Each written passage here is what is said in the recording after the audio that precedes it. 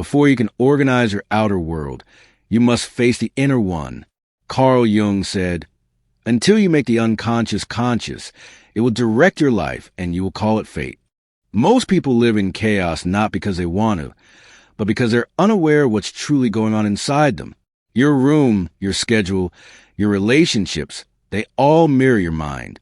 The first step toward order is to recognize the chaos outside you is a reflection of the chaos within you. Chaos feels strangely safe for the unhealed mind. When you've lived long enough in disorder, it becomes your normal. You tell yourself, "I'll fix it tomorrow," yet tomorrow never comes. Jung would say this is your shadow, the part of you that resists growth because it fears change. To organize your life, you must confront this resistance, not with anger, but with understanding. Laziness isn't just a bad habit. It's an emotional defense mechanism. It's the mind's way of avoiding confrontation with your own potential. When you begin to organize, your shadow whispers, "You'll fail again." But Jung reminds us, the greatest burden a child must bear is the unlived life of the parents. Force yourself to live your life, not the one your fear dictates. Look around your environment right now. Your desk, your phone, your clothes. They speak. They tell the story of your inner condition. Jung believes symbols in our outer world are expressions of inner states. Clean one small thing today. It's not just cleaning. It's reclaiming power from your unconscious mind. Carl Jung often associated discipline with individuation, the process of becoming whole. When you build structure, you invite clarity. Every schedule, every morning routine, every boundary you create, it's a sacred act of alignment. True discipline isn't punishment. It's self-respect in action. When you fail to organize your life, the unconscious becomes your ruler. You live reactively, late, lost, and emotionally drained. Jung teaches that the goal of life is not comfort, but wholeness. Wholeness requires order, an order that arises when you consciously design your day instead of being ruled by impulses. Start small. Morning rituals anchor your soul in a chaotic world. Make your bed. Write a single line in your journal. Sit in silence for 1 minute. These acts are micro-victories, symbols of mastery over the mind. Jung said, "In all chaos there is a cosmos, in all disorder a secret order." Rituals help you uncover that hidden order. Every unorganized life has a monster guarding the door: change. Procrastination. It feeds on guilt and fear. But Jung believed confronting the shadow transforms it. When you finally act, even on one small task, you begin to integrate that shadow. Action heals what avoidance hides. Taking responsibility is like stepping into sunlight after years in the dark. At first, it burns. Then it heals. Jung taught that growth requires accepting your own power. When you take charge of your schedule, your money, your habits, you claim ownership of your destiny. How much of your life has been lost to disorganization? Hours scrolling, days wasted, opportunities missed. Jung warned, people will do anything, no matter how absurd, to avoid facing their own souls. When you organize your life, you reclaim lost fragments of your soul. Imagine your mind as a house. Every thought is a piece of furniture. Every memory, a room. If you never clean or rearrange, chaos rules. Jung's concept of individuation is about consciously designing your inner house, deciding what belongs and what must go. Saying no is a spiritual act. No to distraction. No to draining people. No to meaningless busyness. Jung believed boundaries protect the soul. Every no creates space for your yes. Yes to peace, growth, and order. Time is not just a resource. It's the essence of your existence. When you waste time, you lose life. Organizing your life means learning to honor your time. Plan your days like a sacred ceremony, because your time is sacred. Organizing your life doesn't mean rigid control. Jung taught that balance between the conscious and unconscious is key. Leave room for spontaneity. Structure your life enough to be stable, but loose enough to stay alive. Organization isn't only about cleaning your room. It's about cleaning your emotions. Let go of grudges, regrets, and attachments that weigh you down. Jung said, there is no coming to consciousness without pain. Declutter your heart. Pain is the price of clarity. Every time you organize, you align with higher consciousness. Order brings peace because it reflects divine symmetry. The more harmony you create in your environment, the more aligned your soul becomes with the universe's rhythm. Goals fail, systems sustain. Instead of, I'll clean my life, create systems, daily habits, routines, reminders. Jung would say, transformation happens through process, not force. Systems slowly rewire your unconscious mind into harmony. Observe yourself without judgment. Watch how you react to order and disorder. Jung called this active imagination, a dialogue with your inner world. Through awareness, you gain mastery. Through mastery, order. When you organize your life, you inspire others to do the same. Your peace radiates.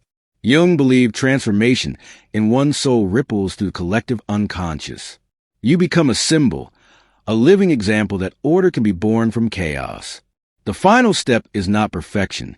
It's integration. To organize your life fully, you must unite your light and your shadow. Structure and soul must work together. Jung's message echoes through time. Who looks outside, dreams. Who looks inside, awakes. Force yourself to organize, not because you must, but because you're ready to awaken. Every time you avoid cleaning, planning, or deciding, you pay with your peace. Avoidance creates invisible debt, emotional, mental, spiritual. Jung said, what you resist not only persists, but grows in size. When you face tasks, you shrink fear. When you avoid them, you feed it. Force yourself to act now. Freedom hides behind the first step. Why do we destroy the order we create? Because the unconscious mind fears losing the familiar chaos it knows. Jung called this the shadow rebellion. Your shadow clings to disorder because it proves your old identity still exists. To truly organize your life, you must outgrow your old self-image, the one addicted to disorder. Simplicity is the soul's oxygen. When you declutter your life, physically and emotionally, you make space for peace. Jung said symbols simplify the complex. Order transforms the unknown into something we can live with. Ask yourself, what in my life adds no meaning but consumes energy? Then release it. A routine is not a prison. It's a temple. When you wake, pray, write, and work in rhythm, your life gains sacred order. Jung believed ritual anchors the soul in reality. Turn your daily actions into sacred acts of devotion toward yourself and your purpose. Every unfinished task drains you silently. An open tab in your mind, a half-folded pile of clothes, a project left hanging. Jung might say these are psychic fragments, loose ends of your energy. To find peace, close what's open. Completion frees the soul. Your biggest enemy isn't the world. It's your inner voice whispering. It's okay to delay. This is the shadow's disguise. Jung would tell you, confront it, talk to it, understand its fear, then act anyway. The only cure for self-sabotage is courageous movement. Limitation creates freedom. When you choose what to do and when to do it, you free your mind from endless choice. Jung saw freedom not as chaos, but as a harmony between will and order. Your calendar can be a cage, or it can be a key. Distraction is a modern form of unconsciousness. We scroll, watch, and wander, avoiding our inner silence.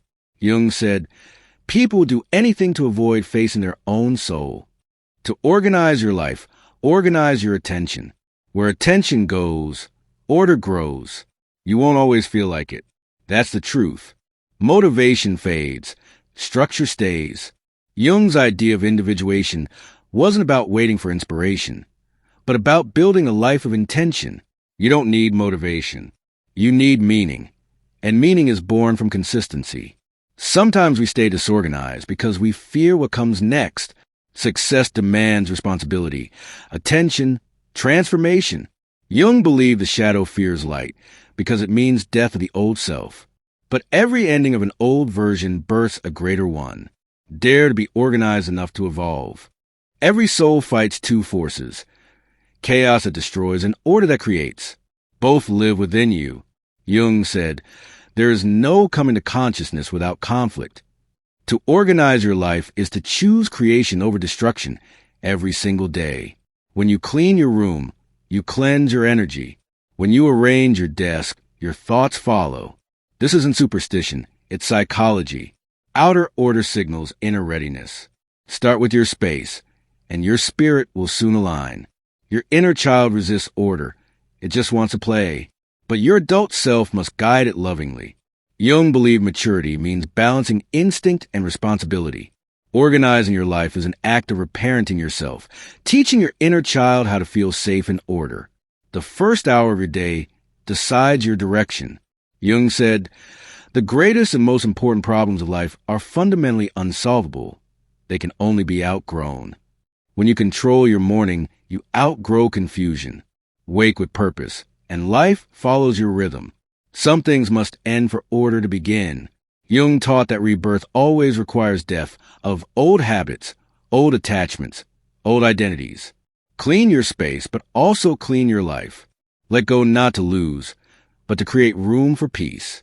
Energy flows where focus goes. If your focus is scattered, so is your life. Jung's psychology teaches integration, aligning thought, emotion, and action. To organize your life, focus your energy on one thing at a time. Presence is power. You'll never balance everything perfectly. Some seasons demand work, others healing. Jung said life is a process of becoming, not perfection. Instead of seeking balance, seek rhythm, a natural flow that honors your current phase. Noise breeds confusion.